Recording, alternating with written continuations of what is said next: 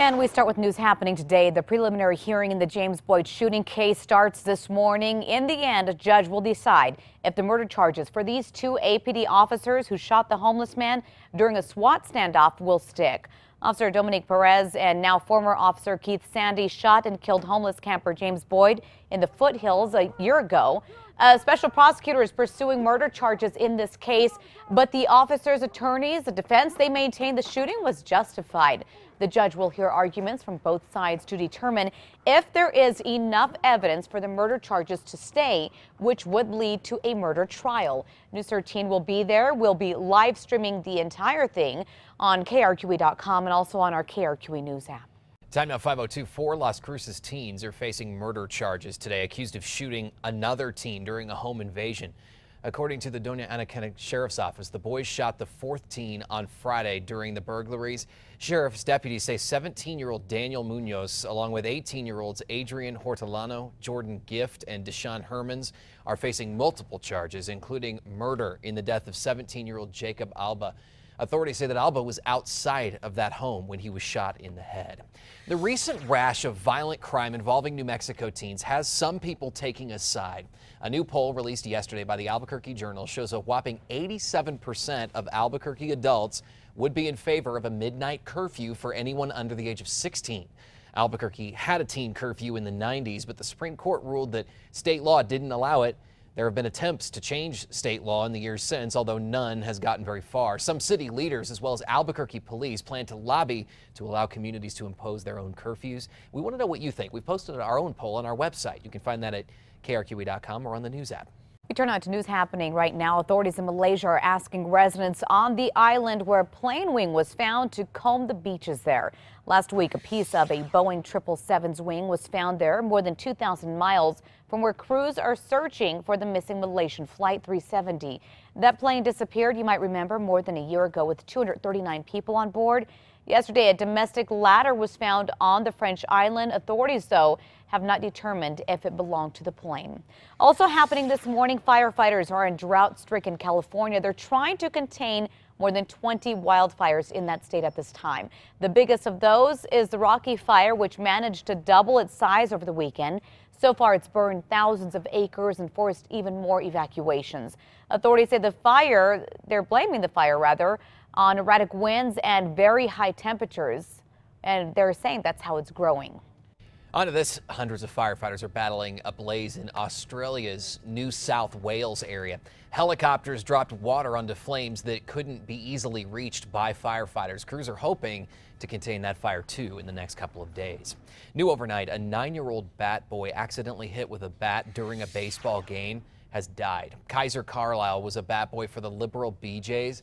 He ran to retrieve a bat on Saturday when the on-deck hitter took a practice swing and accidentally hit him. Kaiser was wearing a helmet, but the impact apparently was still very severe. The team released a statement just hours ago on Facebook asking for prayers for his family. It's so tragic. Yeah, our thoughts go out to his family this morning.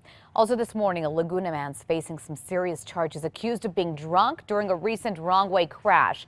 According to a criminal complaint, Antonio Jeffrey was driving drunk when he swerved into the southbound lanes of NM 313 and slammed into a car on Friday. A passenger in the other car died. Deputies say they found beer in Jeffrey's car. He appeared in court yesterday. Turns out he has a drunk driving past. We did locate 2 misdemeanors, Your Honor, both for DWI with 2 convictions. Jeffrey is now charged with vehicular homicide. We could soon learn more about a shooting that left a Roswell officer injured and a suspect dead. That shooting happened on Friday night just after 8:30 in a Taco Bell parking lot on North Main Street. According to police, officers approached 3 people who were in a vehicle, and that's when one of them, identified as Jeremy Hatch, fired, they say, hitting an officer in the stomach.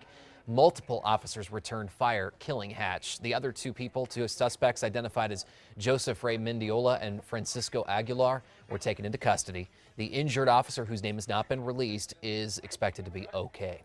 We turn out to this. Oh, I'm sorry. 6 minutes past the hour. It's all right. Police are still searching, meantime, for whoever shot and killed a man in southwest Albuquerque over the weekend. Happened about 5:30 on Saturday evening at a trailer park near Blake and Unser. Police say when they arrived on scene, they found a man lying on the ground with a gunshot wound to the chest. He later died in the hospital. Police say the suspect may have driven away in a white four-door vehicle. Anybody with information is asked to call police. We turn out to this now. Rio Rancho is looking to fill dozens of teaching spots as we head into the new school year. They need more than 50 new teachers, although it's common to see vacancies before the start of the year. Human Resources say they've been increasing steadily over the past few years. Resignations are higher this year, about 20%. Happening right now in Baltimore, federal agents are joining forces with local police to help fix unprecedented violence. Authorities say the homicide rate in the city escalated following the death of Freddie Gray. 42 people were killed in May alone after his death. And happening now as we take a live look over Washington, D.C., there are reports this morning that say Vice President Joe Biden will run for president in 2016. While sources are telling CBS that he is planning to run, a decision is not expected for at least another month, they say. The question for Biden is where does he fit in? And he is pretty much as much establishment as Hillary Clinton is. And so he couldn't come in and be the anti-establishment candidate. Biden's son, Beau Biden, urged him to run before his death in May. And while the VP weighs his options, potential rival Hillary Clinton's campaign's moving forward. Clinton's first TV commercials begin airing this week in the primary states of Iowa and New Hampshire. Take a look at this new video here. It shows a cop saving the day for a baby skunk. In the dash cam video, you can see the skunk running around in a circle. Its head is stuck in a yogurt container. That's the problem here. That's when the officer approaches. He pulls the container off. The skunk pays him back with a little spray. Luckily for the officer, though, baby skunks can't spray like adults. Okay, what does that mean? I don't think they spray as far and as much. So he's just like a little bit. He looks like... And we start with two separate explosions outside of two Las Cruces churches making national headlines this morning. Law enforcement officials from the local all the way to the federal level are now looking for whoever is responsible as we wake up today. Police say it started about 8 yesterday morning when they got a call from Calvary Baptist Church. When police arrived, they found a mailbox damaged by a bomb there. That mailbox was near the entrance to the church offices there. Less than a half hour later, a second call came in from Holy Cross Catholic Church, authorities say. A bomb went off in a trash can near that church's main entrance. Obviously, we're going to investigate them separately, but also we'll look into them to see if they are connected. You know, it seems like they might be, but we can't just automatically say they are connected. Governor Susana Martinez had strong words for those responsible for the attack. If your intention was to bring fear to those who worship, you have failed. Our faith is too strong, and our fellowship is unbreakable. No injuries are reported at either location. Police say they don't have any suspects this morning. We're watching the very latest on this investigation here on KRQE News 13 this morning. You can also monitor it on the KRQE News app. And fears over what happened in Las Cruces may have had an effect here in Albuquerque. Calvary Church off of Osuna was evacuated yesterday afternoon because of what some thought could have been a suspicious package. The bomb squad was called in. It was later determined, though, that the package was supposed to be there. APD says there was only books inside of that package. We turn now to a developing story right now. Memphis police are on the hunt this morning for the man they say shot and killed a police officer. Police say Officer Sean Bolton was investigating an illegally parked car Saturday night when he was shot and killed. This man, Tremaine Wilborn, is a suspected shooter. Police say he was actually doing a drug deal when Officer Bolton approached. That's when there was a scuffle and Bolton was shot. Wilborn is already on supervised release after serving a federal sentence for robbery. 3 teens charged in the shooting death of an Albuquerque bartender in his driveway are expected to face a judge this morning. It will be the official arraignment reading of the charges, that is, for 15-year-old Andrew Hubler, 16-year-olds Christopher Rodriguez and Jeremiah King, and 17-year-old Ryan Archibek. They, along with 2 14-year-olds, are accused of breaking into homes and cars the night that one of them shot and killed Stephen Garrick last night. The 2 youngest suspects are scheduled for their day in court on Friday. The Albuquerque stepdad charged in the beating death of 9-year-old Omari Varela is scheduled to be back in court today. Earlier this month, Stephen Casals' lawyer asked for some of his therapy records and for a possible independent psychological evaluation. That's after new charges were filed against him. Casals is charged with helping his wife beat the boy to death. That was back in December of 2013. Right now, the trial is slated to begin on August 24th and could last 2 weeks. Time now is 5:35 this morning. Albuquerque police are awaiting blood tests on a suspected drunk driver who allegedly hit and killed a bicyclist. And now we're getting a look at lapel video from that day, too. I yelled at Coulter, said, "Watch out."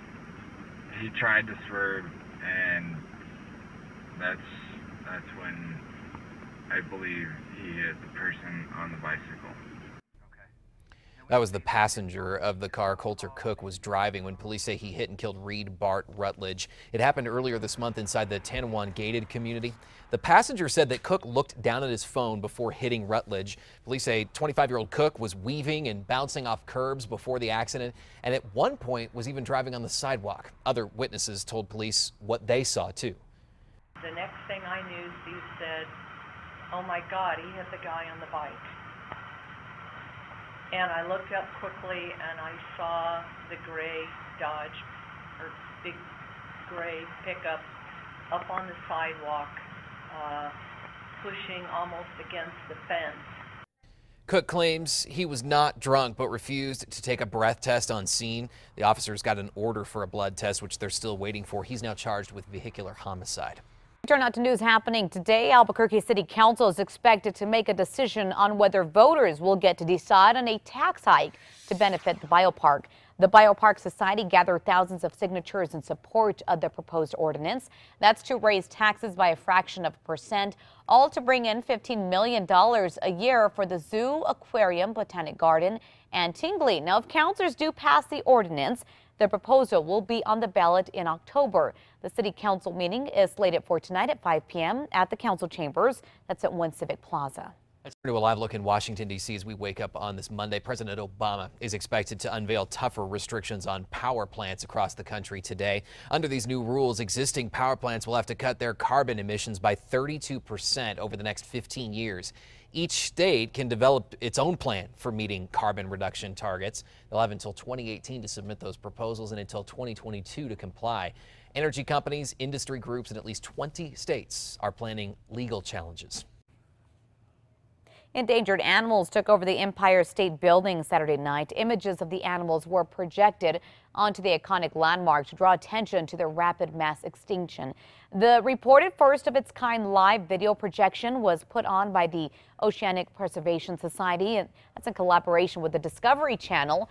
According to the group's Facebook page, it was organized in memory of Cecil the lion and to promote the upcoming documentary Racing Extinction. So cool. I bet you could see that for miles. Yeah.